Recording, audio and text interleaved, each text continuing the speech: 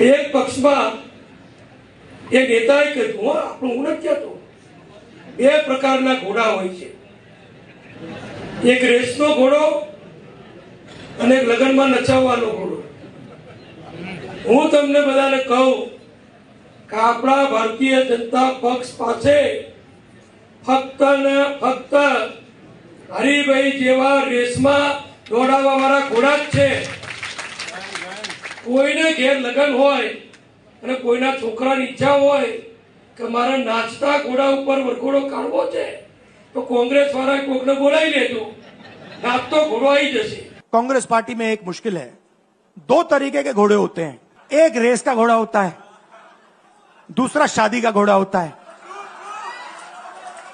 ये आप कभी कभी कांग्रेस पार्टी क्या करती है, रेस के घोड़े को शादी में भेज देती है और शादी के घोड़े को रेस में लगा देती है.